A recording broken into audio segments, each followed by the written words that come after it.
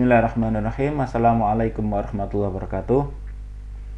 Alhamdulillah alladzi hadana li hada wa ma kunna linahtadiya laula an hadanallah.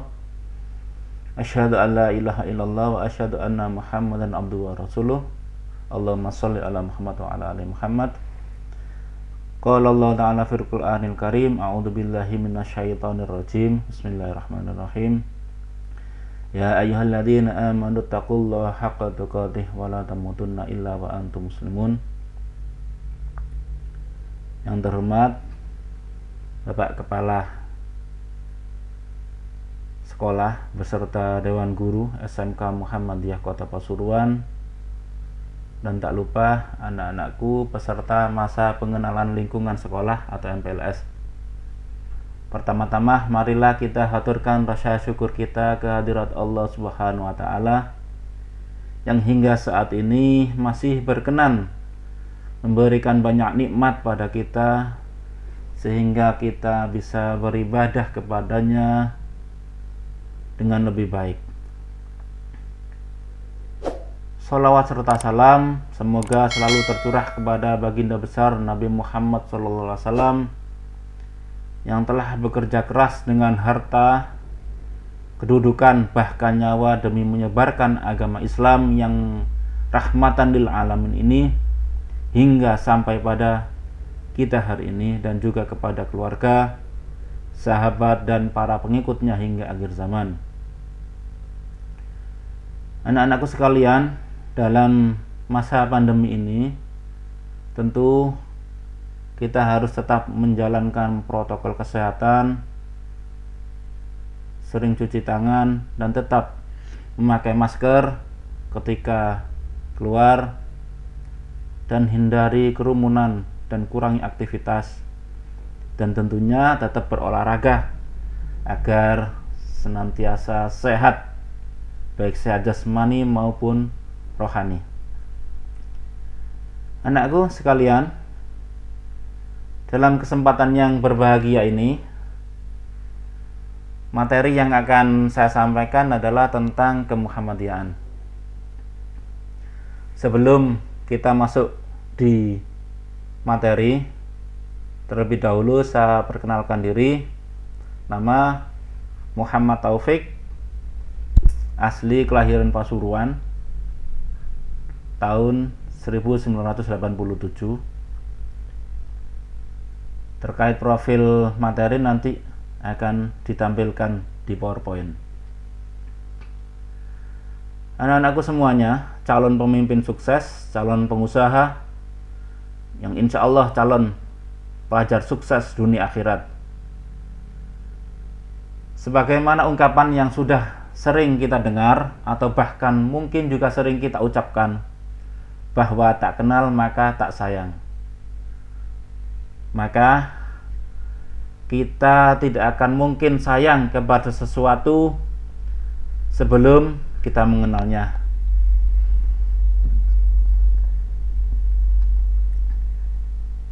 Demikian juga dengan Muhammadiyah. Bagaimana mungkin orang akan sayang kepada salah satu organisasi terbesar di dunia ini, baik dari segi amal usahanya dan yang lainnya. Oleh karena itu, hal tersebut kita mesti mengenal apa itu pengertian Muhammadiyah.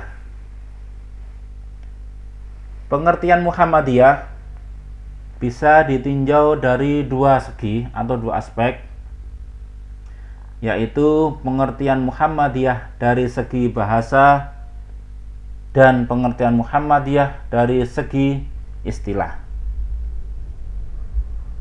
Muhammadiyah secara bahasa berasal dari kata Muhammad dan Iyah, atau dua kata, Muhammad dan Iyah.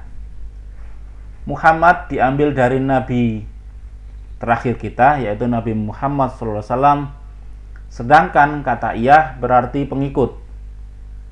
Jadi secara bahasa Muhammadiyah berarti pengikut Nabi Muhammad SAW.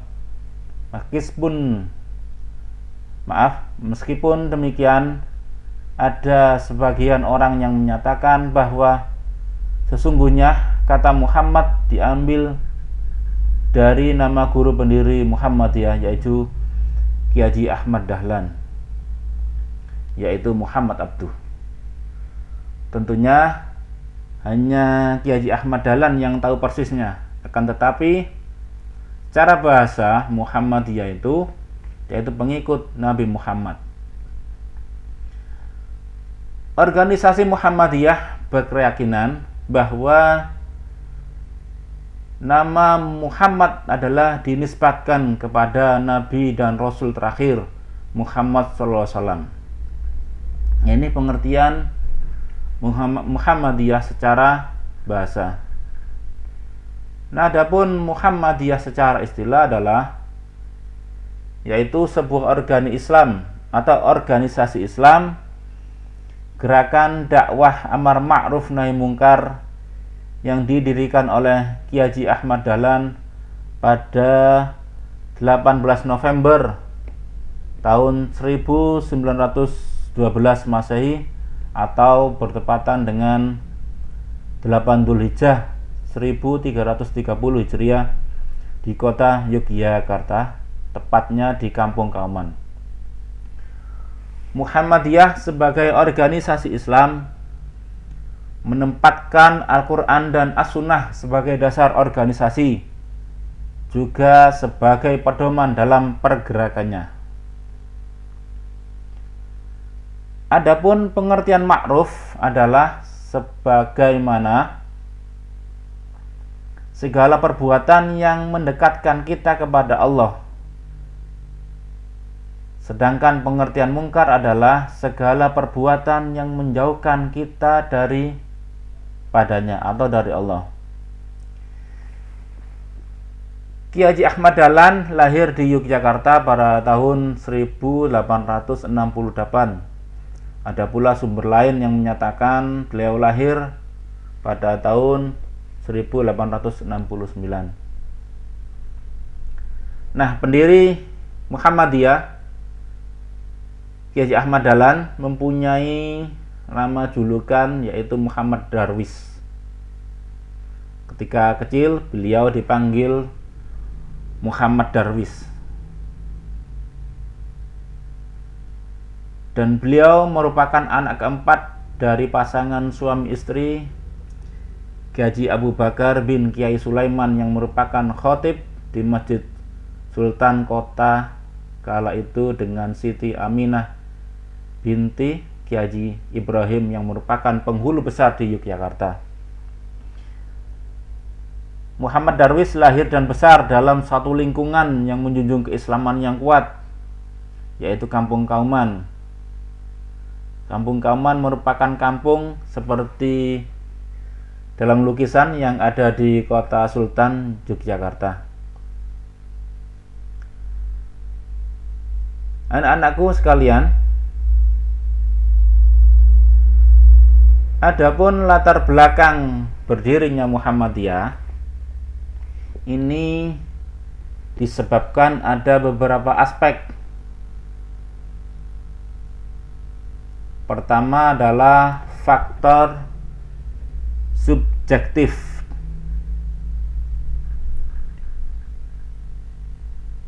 Faktor ini menjadi penentu berdirinya Muhammadiyah, yang mana faktor ini datang dari dalam diri Ki Haji Ahmad Dahlan, yaitu hasil pendalaman beliau terhadap Al-Quran. Beliau melakukan penelaah pada ayat Al-Quran sesuai dengan firman Allah Subhanahu wa Ta'ala dalam surat Ali Imran yang sering kita dengar, yaitu ayat 104. A'udzubillahi minasyaitonirrajim. Bismillahirrahmanirrahim. Wal takum minkum ummatun yad'una ilal khairi wa ya'muruna bil ma'ruf wa yanhauna 'anil munkar wa ulaika humul muflihun. Yang artinya, dan hendaklah ada di antara kamu segolongan umat yang menyeru kepada kebajikan menyeru kepada yang ma'ruf dan mencegah dari yang mungkar. Merekalah orang-orang yang beruntung. Surat Ali Imran ayat 104. Nah, setelah penelaan dan pendalaman terhadap ayat tersebut, Kiai Ahmad Dahlan memiliki pemikiran dan keinginan dalam hatinya untuk membuat sebuah perkumpulan atau pergerakan atau organisasi yang teratur dan rapi, memiliki misi dakwah Islam, amar ma'ruf nahi munkar yang bisa dirasakan oleh seluruh masyarakat. Nah, sedangkan faktor objektif dikelompokkan lagi menjadi dua, yaitu internal dan eksternal. Faktor internal yaitu faktor-faktor yang terdapat pada masyarakat Islam Indonesia, yang mana pada saat itu terdapat ketidakmurnian amalan Islam akibat tidak dijadikannya Al-Quran dan As-Sunnah sebagai rujukan untuk menjalani hidup di dunia oleh sebagian besar umat Islam Indonesia pada saat itu. Dan lembaga pendidikan yang dimiliki umat Islam belum mampu menyiapkan generasi yang siap mengemban misi selaku khalifah Allah di atas bumi. Faktor yang kedua yaitu eksternal. Faktor-faktor yang terdapat pada luar tubuh masyarakat Indonesia. Pada saat itu Indonesia sedang mengalami peningkatan gerakan kristenisasi dalam masyarakat. Penetrasi bangsa-bangsa Eropa, terutama bangsa Belanda, pengaruh dari gerakan pembaruan di dunia Islam yang tidak sesuai dengan Al-Quran dan As-Sunnah. Anak-anakku sekalian, Muhammadiyah dalam hal ini juga memiliki organisasi otonom atau biasa yang disebut dengan Ortum, yang dibentuk oleh Perserikatan Muhammadiyah dengan tujuan sebagai efisiensi dan efektivitas Perserikatan Muhammadiyah. Pengembangan Perserikatan Muhammadiyah, dinamika Perserikatan Muhammadiyah dan kaderisasi perserikatan haruslah tetap berjalan. Nah, Ortum atau organisasi otonom yang pertama adalah Aisyah. Aisyah adalah sebuah gerakan perempuan Muhammadiyah dan merupakan organisasi wanita Islam pertama di Indonesia. Dibentuk oleh Nyai Dahlan dan Kiai Ahmad Dahlan yang diresmikan pada tanggal 27 Rajab tahun 1335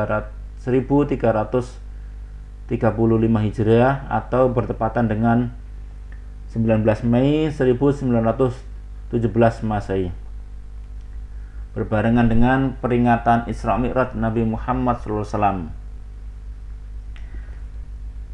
Nah, Ortum yang kedua adalah Pemuda Muhammadiyah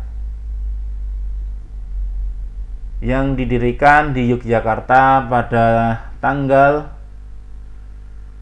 26 Hijriah 1350 atau bertepatan dengan tanggal 2 Mei 1930 Miladiyah. Pemuda Muhammadiyah didirikan dengan tujuan menghimpun, membina dan menggerakkan potensi pemuda Islam serta meningkatkan perannya sebagai kader Muhammadiyah. Nah, Ortum yang ketiga adalah Nasyiatul Aisyah atau NA, yang merupakan hasil pemikiran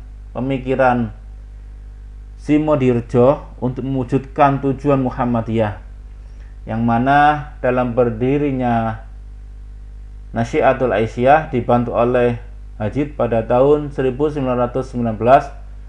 dengan nama Siswa Praja yang beranggotakan siswa-siswi Standard School Muhammadiyah Lalu pada sidang Tanwir Muhammadiyah pada tahun 1963 diputuskan menjadi Nasyiatul Aisyah.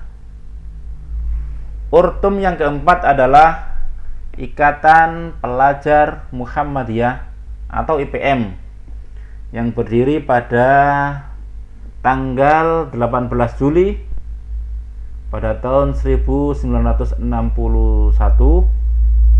sempat berganti nama menjadi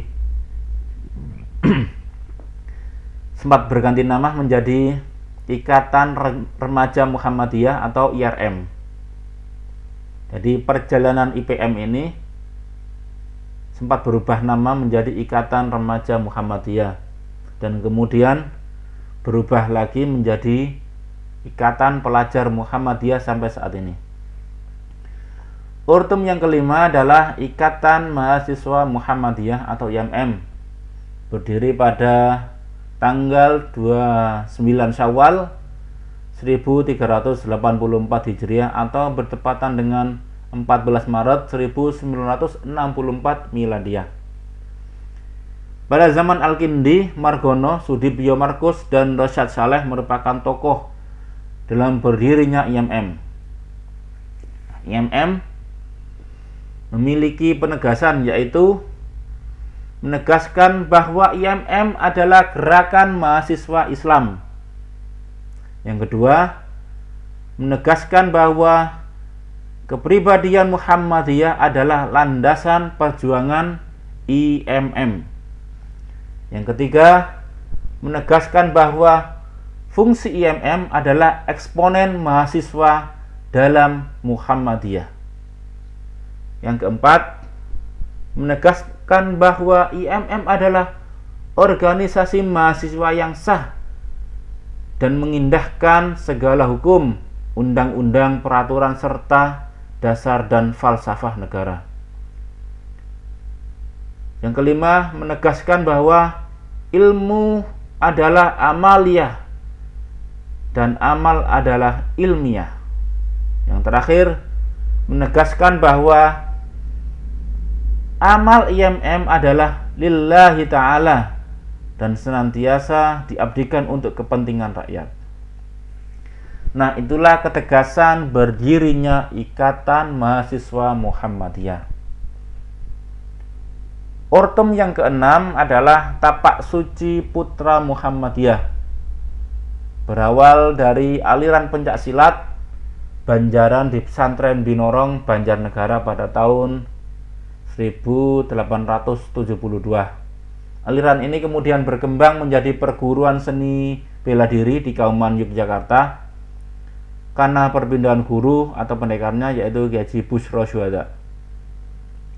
Yang terakhir yaitu organisasi otonom atau Urtum Hizbul Waton, berdiri pada tahun 1920 atas ide Kiai Ahmad Dahlan setelah melihat anak-anak muda berseragam, berbaris rapi, dan melakukan beberapa hal menarik di alun-alun Mangkunegaran, Surakarta.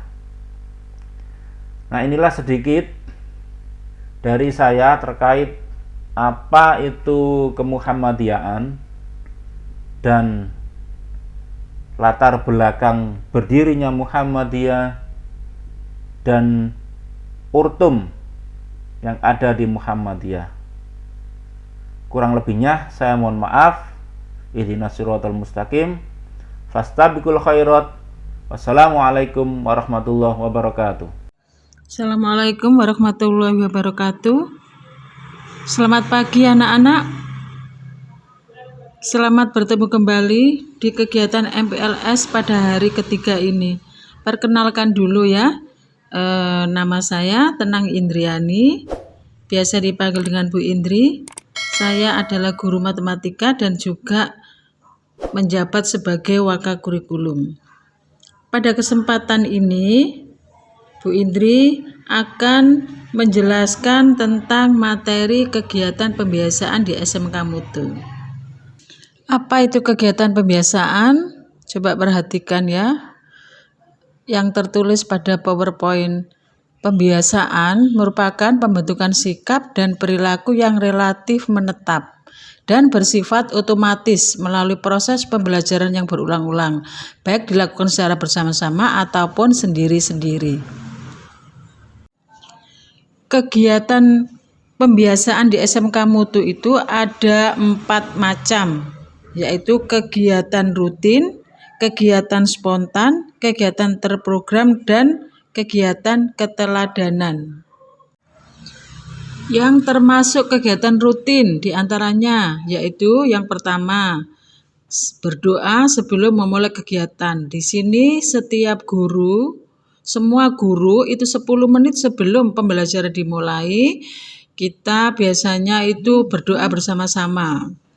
Kemudian 10 menit berikutnya tanda masuk, siswa di kelas masing-masing juga berdoa sebelum memulai pembelajaran. Kemudian sholat duha, ini kegiatan rutin yang kami lakukan, sholat duhur, asar berjamaah. Kemudian pada waktu sholat duhur itu ada kultum ini kuliah 3 menit.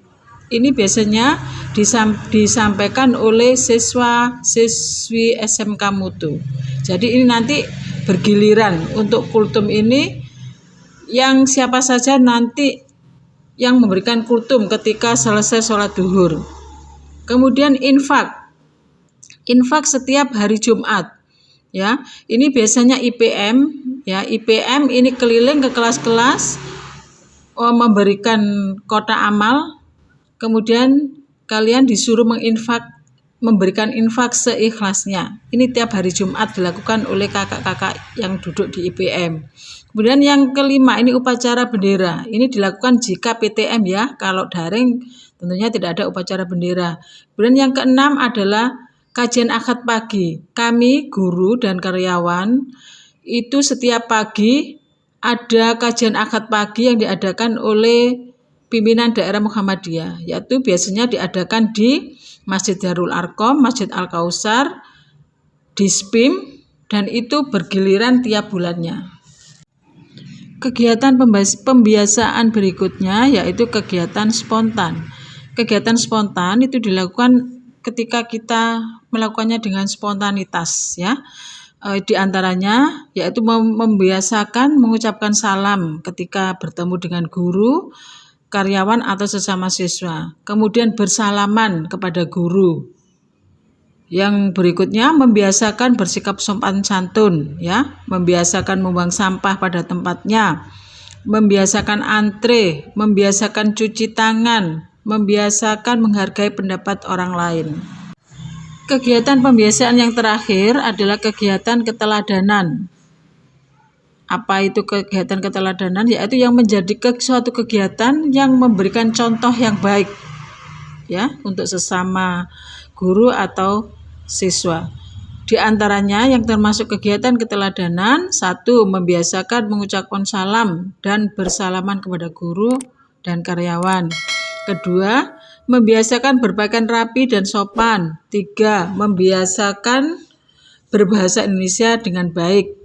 Kemudian yang keempat, membiasakan rajin membaca. Kalau ada waktu, silakan kalian ke perpustakaan, ya. Kemudian membiasakan datang tepat waktu, kedisiplinan, ya. Kemudian membiasakan meminta maaf bila melakukan suatu kesalahan. Kegiatan terprogram berikutnya adalah kegiatan outbound guru dan karyawan. Ini tujuannya apa? Supaya guru dan karyawan ini bisa fresh kembali, ya, untuk bekerja kembali, refreshing. Kemudian berikutnya adalah kegiatan olahraga guru dan karyawan. Ini biasa dilakukan ketika PTM. Kemudian berikutnya kegiatan pembinaan majelis didaksmen, ya. Biasanya kami sering mendatangkan dari didaksmen untuk memberikan pembinaan kepada kami guru-guru dan karyawan. Kemudian kegiatan ASG ini biasa rutin dilakukan hari Sabtu untuk guru dan karyawan untuk evaluasi pembelajaran dan sebagainya. Kegiatan pembiasaan berikutnya adalah kegiatan terprogram. Ini maksudnya jadi sekolah ini sudah merencanakan program-program yang harus dilaksanakan, yaitu diantaranya LDKS untuk anggota IPM. Yang dimaksud LDKS di sini adalah latihan dasar kepemimpinan siswa. Jadi anak-anak IPM itu OSIS. Kalau di SMP itu namanya OSIS karena ini kita berada di Yayasan Muhammadiyah. Istilah OSIS diganti dengan IPM ya. Kemudian yang kedua, lomba kebersihan kelas. Yang ketiga, kegiatan training center Darul Arkom. Ini biasanya dilakukan ketika bulan Ramadan ya. Itu ada TC. Di situ nanti kita bisa buka bersama, pokoknya kegiatan di bulan Ramadan. Bisa juga kita sholat tahajud, bisa bermalam gitu, tergantung situasi. Kemudian yang berikutnya adalah kuliah tamu. Di sini kami biasa mendatangkan kuliah tamu untuk menambah wawasan kita ya. Kemudian yang kelima, kegiatan memperingati PHBI dan hari-hari besar nasional. Ya, hari besar Islam, keagamaan juga hari besar nasional. Kemudian kita juga mengadakan kelas meeting. Ketika UAS sudah berakhir, biasanya kita mengadakan kelas meeting. Ya, itu tadi anak-anak ya kegiatan pembiasaan di SMK Mutu. Semoga dengan adanya materi ini kalian sebagai siswa baru bisa memahami apa saja yang ada di SMK Mutu, termasuk pembiasaan apa yang dilakukan oleh guru dan karyawan di SMK Mutu. Oke, terima kasih anak-anak. Saya ucapkan selamat sudah masuk ke SMK Mutu dan terima kasih atas pilihan kalian semua. Selamat bergabung dengan SMK Mutu. Terima kasih. Salam sehat ya. Jangan lupa jaga prokes, tetap kita mematuhi protokol kesehatan, memakai masker, mencuci tangan, dan menjaga jarak. Terima kasih. Assalamualaikum warahmatullahi wabarakatuh.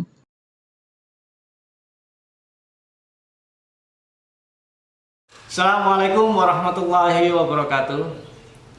Alhamdulillahirabbil alamin. Wassalatu wassalamu ala asrofil anbiya'i wal mursalin wa ala alihi washabihi ajmain, amma ba'du. Puji syukur kehadirat Allah Subhanahu wa taala yang telah memberikan rahmat hidayahnya kepada kita semua, sehingga sampai detik ini kita masih bisa mengikuti acara MPLS, masa pengenalan lingkungan sekolah SMK Mutu tahun pelajaran 2021-2022 dengan keadaan sehat walafiat. Salawat dan salam tetap kita junjungkan kepada Nabi Muhammad SAW. Semoga kita semua mendapatkan syafaat dari para keluarga dan para sahabatnya. Amin ya rabbal alamin. Anak-anakku yang berbahagia, alhamdulillah kegiatan MPLS secara daring di SMK Mutu tahun pelajaran 2021-2022 pada hari Rabu tanggal 14 Juli 2021 sudah berakhir. Semoga materi yang telah dilihat, dicerna, dirangkum itu nantinya akan bermanfaat buat kalian saat pembelajaran luring maupun daring di SMK Mutu Pasuruan. Untuk hari Senin tanggal 19 Juli 2021 nanti Anda akan memasuki hari efektif pertama atau hari aktif untuk pembelajaran atau KBM. Maka saya mengharap kepada anak-anak untuk segera join di Google Classroom, dan nanti kodenya akan dikirim melalui WA grup kelas kalian masing-masing. Dan untuk anak-anak semuanya, belajarlah dengan sungguh-sungguh dan raihlah cita-citamu melalui SMK Mutu Pasuruan. Semoga pandemi COVID-19 ini cepat berlalu, PPKM darurat cepat berakhir, supaya kita dapat berjumpa lagi secara langsung atau secara luring yang lebih efisien untuk kita melakukan tatap muka. Amin amin ya rabbal alamin.